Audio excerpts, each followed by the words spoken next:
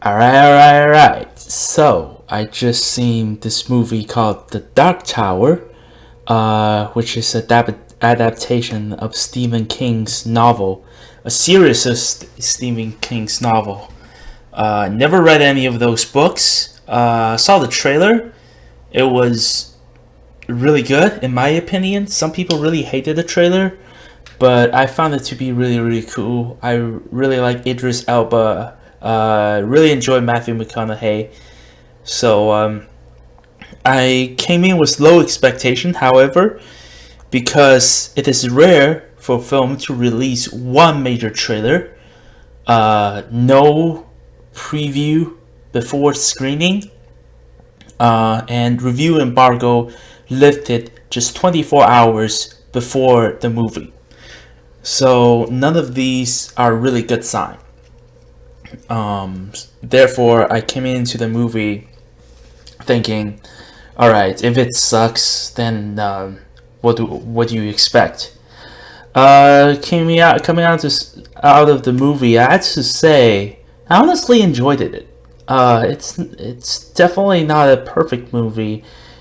I can say it's a barely a good movie, but but yeah, I had fun with it, and throughout mostly because it's very very short. I think it only had 95 minutes. The other short movie I saw recently was Dunkirk, which has only 5 minutes longer than this movie. But I honestly didn't enjoy Dunkirk, and to be fair, I like Dark Tower better than Dunkirk, for one reason. It has a concrete plot. It has interesting characters that are fun enough for me to care about them. I really like Idris Elba was really really good in this movie. The kid played by Tony Taylor. He was also surprisingly really really good. The way his emotion acted in some really in some scenes where when he's afraid, when he's sad, he delivered them really really well. So much so that I would say I really cared about him, and I really care about what's gonna happen to him. Matthew McConaughey, I feel like he's there for the joyride, but he did deliver, and I feel like whenever he's present, it's felt on screen, and it was like, wow, this is really like a badass.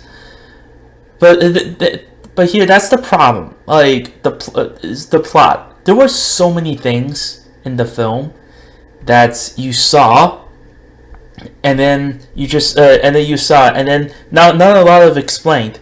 Let me take something for instance. They discovered the boy has strange superpower called the Shining, or the Shine. I think that's a reference to the Stephen King's other book called The Shining. There was also the word 1402 as one of the code name for the portal. That was another Stephen King's work. So there was a lot of references to Stephen King's past work. So the boy had the power called the Shine. And then a couple scenes later, he suddenly knows how to use them. Scenes before, he just discovered power, and then all of a sudden he knows how to use it. It was never explained how he get there, how he mastered it. So I felt like there was a lot of scenes that was cut, and I can tell because the runtime is really really really short. The action sequences was really cool, to be honest. I like how every time before Idris Elba, the gunslinger, starts shooting, he always analyzed the environment. It reminded me a little bit of Kingsman, but a little bit less stylish. The showdown with him and Matt McConaughey was also a really joy. It was also a joy to watch. Overall, the action sequences they were much better than the action sequences you see nowadays. some of the way the actor moves reminds me of some John Woo movie, like The Killer or Hard Boiled. Um, they are much better. At the very least, I can say they're much better than the Taken movies that we saw, and all these other shaky cam. I'm fucking sick of it. The color, the lighting was somewhat dim. Sometimes it's hard for me to see a lot of stuff. It's also got the kind of really gray that was not really joyful for the most part of the movie. But like when it goes to the city, it turns very colorful, and then at the end the shootout, it was really really bright and loud, and I enjoyed it. That's another thing. The everything else, every single other characters, they were just not. Especially the mom, she had only 2 scenes, and she doesn't do much. I'm very glad that the film didn't go to the route of characters not believing the main character, even when the evidence is so obvious in front of them, because that happens a lot. Glad that didn't last for too long. There was some fish out of the water stories, like where Idris Elba, the gunslinger, was in the hospital on Earth, and then and then one of the nurse asked him, "Have you been travel lately?" And then the boy was shook his hand, was telling him like, "Don't tell him, don't tell him, don't tell him," and then he just like, "Yeah, I just stayed on Keystone Earth," and then everyone was looking at him just like, okay. That's another thing. The humor in the movie was surprisingly well fitting. They were not overplayed, but they were utilized pretty well. It's not like in modern movies where you see something funny and then the music pause, and then it's like the cue for the audience, like, oh, now you're gonna laugh. That happens in Mummy a lot, and I fucking hated that movie. This movie, at least in my opinion, is way better than The Mummy. It has some plot problems. It has some writing problems. There was a lot of things hard to follow, but everything else surprisingly is okay. I don't see myself hating it, but I'm definitely not gonna buy it on Blu-ray. Probably not gonna see it again unless a friend of mine want me to.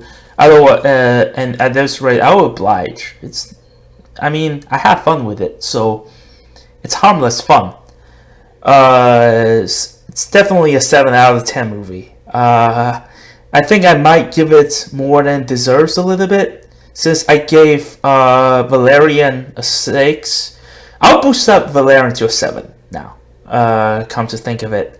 Both The Dark Tower and Valerian get a 7 from me, because both of them has writing problems, but they have interesting characters and somewhat of a good visual to keep it going.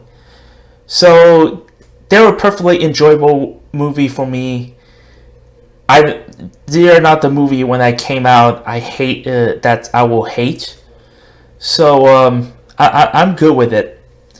Thank you so much for listening to my review. I'm sorry this is short, because honestly this is a short movie, so there's not a lot of things that I can talk about. It's harmless, enjoyable, fun, mediocre movie. Tomorrow I'm gonna see Detroit. I'll let you guys know what I thought about it, and after that I want to talk about either Man of Steel or Beauty and the Beast as one of my ongoing unpopular opinion, quote-unquote, movie reviews. So thank you so much for watching it, and please click like or subscribe if you like my videos, and leave a comment below, and I encourage discussion. And also, if you think I'm good, you're pretty good too.